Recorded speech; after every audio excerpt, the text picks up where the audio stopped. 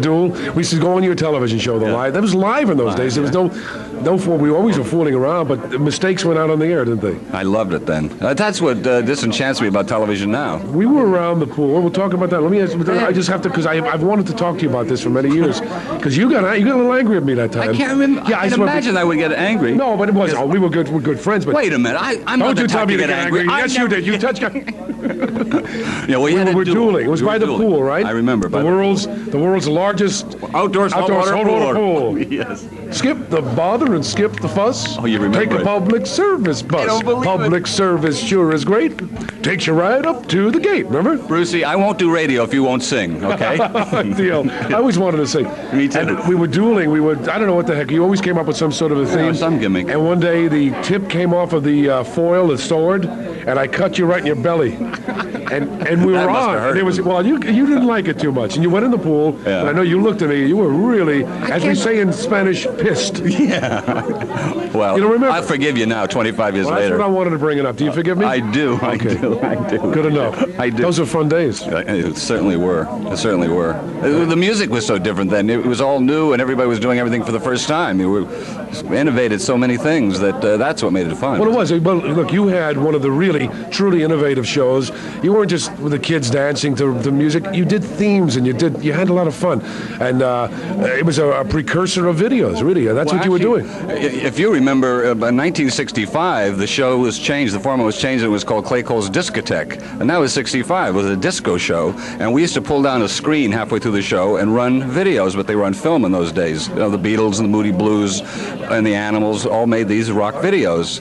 So I think, and also we were the first show to put comics on. We always had, David Brenner and Richard Pryor and all those kids when they were young would do our shows, comedy and rock videos in 1965. It was so beautiful. Not only the innovation, the way you shot it, and the guests you had, and the things you did, the comics and the disco and the precursor to the videos, but it was live. And the silly things used to happen, the weirdest things used to happen. I mean, I used to stay behind the camera once in a while, watch your work, and any moment there was danger. Anything could happen. Yeah, no. One time my fly was open, and the audience just roared, and I came up with the greatest line of my life. I said, "All right, so you found out I'm not Jewish." Did you really do that? I remember the famous thing with your fly open because it made the press, and I always remember that because people say to me to this day, if you see Clay Cole, tell him to zip up his fly. Yeah, as a matter of fact, Thursday night I came over here just to check out the place before the grand opening, and I ran into a guy on the street who was in the audience of the show that night, and he just told me the story about the fly. I said, "You were there. There's proof. There's proof." Is that amazing? Yeah. In those days, that's so embarrassing. Today, having a fly open.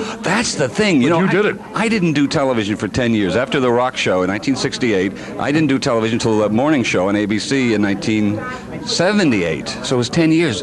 But television changed in those 10 years. I mean, we couldn't say hell or damn or even put our arm around a female on TV. There were so many rules. Now you talk about premarital sex and masturbation and what's masturbation? Well, that's what I do on Saturday nights at CBS, isn't it? Yeah. Talk with myself. Yeah, by the way, the Sensational Academy wants to give you this award. It's a trophy. It's the hot air trophy. No, but they want me to fill it up. I could probably do that, right? They want him to fill it up. What are you...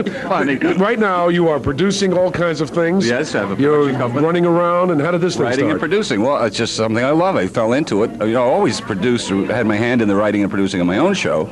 And that's the part I really liked. And now, I just got more involved and love it. I just love the writing, producing, behind-the-scenes stuff. Yeah. Let's talk about why we're out. Now, what in the hell?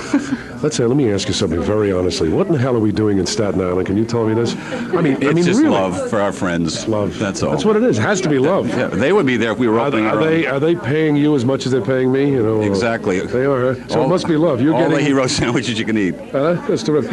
What about this family? You know what I love about when you go near Italians, you get involved, you fall in love with Italians or Greeks. You never have to worry about a crowd. Well, it's how not many? Eddie, there must be 10,000 relatives here today. It's not Eddie or it's not their wives or it's Peter that I love. It's their mother. Oh, she's Mama. the cook. The pasta princess. Yeah. Oh, Sunday afternoons, unbelievable. Well, Eddie certainly does not look undernourished. I'll tell you that. But it doesn't help that he works in a pizza store either. What a pizza store! I mean, it's the pizza store. Do you know the story about the? Where's